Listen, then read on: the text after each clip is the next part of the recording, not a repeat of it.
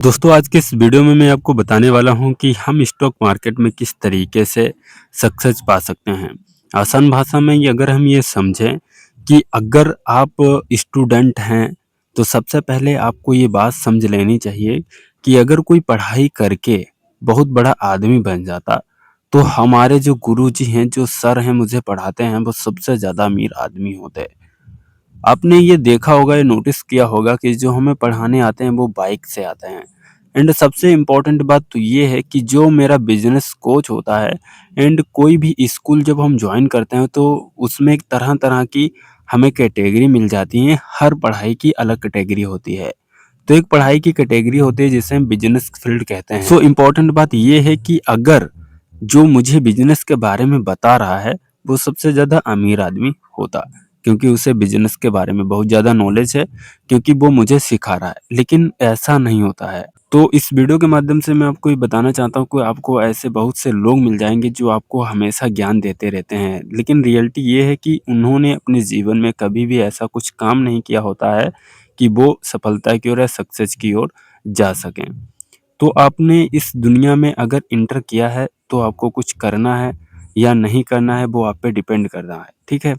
लेकिन आज की इस वीडियो में हम आपको ये बताना चाहते हैं कि हम स्टॉक मार्केट से किस तरीके से अर्निंग कर सकते हैं और किस तरीके से हम टेक्निकल एनालाइज कर सकते हैं, चार्ट एनालाइज कर सकते हैं। और इस वीडियो के माध्यम से हम ये सीखेंगे कि चार्ट होते क्या हैं, टेक्निकल एनालाइज होता क्या है, स्टॉक मार्केट में निवेश करते कैसे हैं। तो अगर आप स्टॉक मार्केट के बारे में और कुछ डिटेल से जानना चाहते हैं तो हमारे चैनल पे विजिट कीजिएगा। वहाँ पे ए टू जेड आपको वीडियो मिल जाएंगी। लगभग 104 वीडियोस मैंने अपलोड किए हैं। चलिए सबसे पहले हम आपको बताएंगे कि चार्ट को किस तरीके से पढ़ते हैं और किस तरीके से एनालाइज करते हैं, उसके साथ इंडिकेटर कैसे यूज करते हैं, टेक्निकल एनालाइज कैसे करते हैं। चार्ट को ओपन कर लिया जो कि निफ्टी 50 का है। तो सबसे पहले हम समझते हैं कि निफ्टी 50 क्या होती है। देखिए निफ्टी 50 ये होती है कि जिसमें भारत की 50 बड़ी कंपनियां शामिल होती हैं और वहाँ पे इस चार्ट में सभी 50 कंपनियों का समावेश होता है और वो हमें प्राइस दिखाती हैं कि आज उन सभी 50 कंपनियों का टारगेट यानी कि रिस्पॉन्स क्या रहा है। सो यहाँ पे इस चार्ट को अगर हम देखेंगे तो आप यहाँ पे जो है इस तरीके से कुछ एनालाइज कर सकते हैं कि यहाँ पे जो है मार्केट जो है क्या हुआ है कि डब्लू का आइकन बना है। सो डब्लू का आइकन कैसे बना है और यहाँ पे हम किस तरीके से मार्केट को एनालाइज करेंगे, क्या क्या यहाँ पे प्रोसेस रहेंगे जिसकी वजह से हमें यहाँ पे बहुत सारा प्रॉफिट देखने को मिलेगा। और सबसे इम्पोर्टेंट बात तो ये है कि जब आप मार्केट को अच्छी तरीके से एनालाइज़ करेंगे तभी आपको यहाँ पे कुछ ना कुछ सीखने को मिलेगा। सो यहाँ पे मार्केट का ट्रेंड कुछ इस तरीके से है और यहाँ पे आप अच्छी तरीके से समझ सकते हैं। तो देखिए सबसे पहले अगर आप मार्केट को सीखना चाहते हैं तो इसके लिए आपको कैंडल स्टिक पैटर्न को सीखना पड़ेगा। अब कैंडल स्टिक पैटर्न क्या होते हैं? कैंडल स्टिक पैटर्न होता है, देखिए चार्ट को हम कई तरीके से सीख सकते हैं, ठीक है। चार्ट को सीखने के लिए आपको बहुत कुछ देखना पड़ेगा। सो चार्ट यहाँ पे सबसे पहले हमने इसको ओपन कर लिया है एंड चार्ट मेरे सामने ओपन है। सो चार्ट जैसे ओपन हो गया है, सो यहाँ पे इम्पोर्टेंट ये है कि चार्ट अपना एक ट्रेंड लेके चलता है, कभी भी चार्ट सीधे ऐसे नहीं जाता है। चार्ट का एक ट्रेंड होता है जो कि इस तरीके से चलता है। चार्ट हम कई तरीके से देख सकते हैं। सो सिंपली यहाँ पे हम क्लिक करेंगे, अभी कैंडल पे चार्ट है एंड अगर हम लाइन पर क्लिक कर देंगे तो यहाँ पे आप लाइन कुछ इस तरीके से देख सकते हैं। अगर आप नए हैं तो मैं आपको ये सलाह दूंगा कि सबसे पहले आप जो है लाइन चार्ट की तरफ जाइएगा, क्योंकि यहाँ पे हम अच्छी तरीके से समझ सकते हैं कि मार्केट का जो ट्रेंड है क्या चल रहा है, ठीक है। तो यहाँ पे अनुमानित हम ये कह सकते हैं कि चार्ट अभी जो है मार्केट का ट्रेंड कुछ इस तरीके से और इस तरीके से गिरा हुआ है और यहाँ पे डब्लू का आइकन बना हुआ है, ठीक है। सो यहाँ पे हम देखेंगे कि चार्ट कुछ इस तरीके से बना हुआ है। अब यहाँ पे चार्ट को हम जब देखेंगे तो यहाँ पे सब कुछ हमें लाइन से देखने को मिलेगा। सो अगर आपको यहाँ पे समझ नहीं आ रहा है लाइन क्या मतलब होता है, कि चार्ट हमें लाइन ये बताता है कि चार्ट की जो है प्राइस अभी कितनी डाउन हो गई है, फिर यहाँ से बढ़ी है, फिर डाउन हो गई है। अब जब हम यहाँ पे कैंडल स्टिक पैटर्न को सेलेक्ट कर लेते हैं तो कैंडल स्टिक पैटर्न में हमें कैंडल को देखनी पड़ती हैं, यानी कि हमें यहाँ पे कैंडल मिल जाती हैं।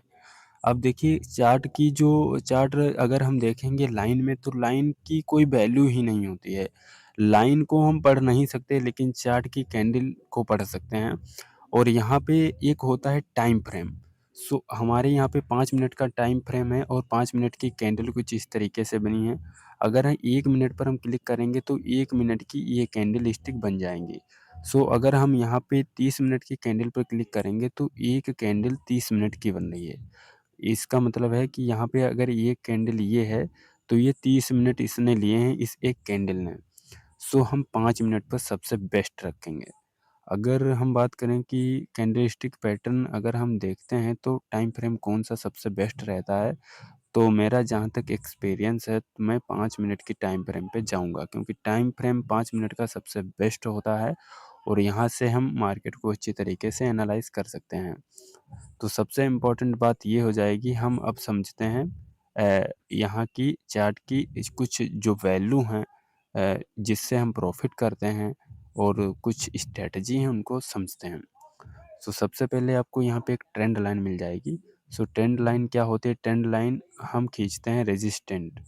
तो यहाँ पे इसका ट्रेंड लाइन ये मैंने यहाँ पे रख दिया और यहाँ पे इसकी ट्रेंड लाइन ये बन रही है, ठीक है? ट्रेंड लाइन मतलब होती है कि जो प्राइस किसी भी इस ट्रेंड लाइन को अगर तोड़ दे, रेसिस्टेंट को तोड़ दे, पार हो जाए तो समझ लीजिए ब्रेकआउट हो चुका है और यहाँ से मार्केट ऊपर जा सकती है।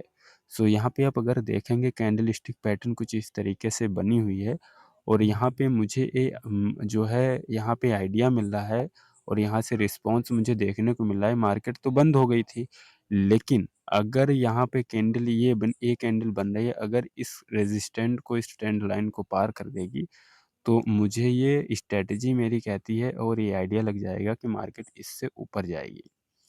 और एक दूसरी ट्रेंड लाइन की अगर हम बात करें तो हमने एक ट्रेंड लाइन और खींच ली है यहाँ पे। ये इसका सपोर्ट लेवल है क्योंकि यहाँ से मार्केट ने जो है अपना पहला सपोर्ट छोड़ा है और इसके बाद कोई भी सपोर्ट नहीं है। सो यहाँ पे जो है इस तरीके से आप देखेंगे कि ये सपोर्ट इसका है। सो मैंने यहाँ पे इसका सपोर्ट बना दिया है। अब यहाँ पे इम्पोर्टेंट हम समझेंगे। तो चलिए, सबसे इम्पोर्टेंट ये है कि जब कैंडलस्टिक पैटर्न यहाँ से बनेंगी इस जो है सपोर्ट को तोड़ देंगी, जो नीचे लगा हुआ है, तो मार्केट नीचे चली जाएगी और इससे नीचे बहुत जाएगी। अगर मार्केट इस रेजिस्टेंट जो ऊपर वाली ट्रेंड लाइन है इस अगर इसको क्रॉस कर देगी तो इम्पोर्टेंट है कि मार्केट इसके ऊपर और जाएगी और आप यहाँ पे बाय कर सकते हैं। अगर मार्केट बीच में दोनों ट्रेंड लाइन के बीच में फँस गई है, तो आप कभी भी ट्रेड मत लीजिए क्योंकि यहाँ पे मार्केट साइडवेज चल रही है। मार्केट हमेशा एक ट्रेंड के अनुसार चलती है, एक साइडवेज चलती है और दूसरी ज़्यादा नीचे जाती है और तीसरा सबसे ऊपर जाती है। तो आपको ट्रेंड लाइन हमेशा यूज़ करना है क्योंकि ट्रेंड लाइन सबसे सिंपल स्ट्रेटजी है जो हर ट्रेडर यूज़ करता है अपनी शुरुआती बिगिनर टाइम में। तो आशा करते हैं आपको ये जानकारी पसंद आई होगी। तो सबसे इम्पोर्टेंट है कि जब भी आप ट्रेड करें तो ट्रेंड लाइन का यूज़ ज़रूर करें।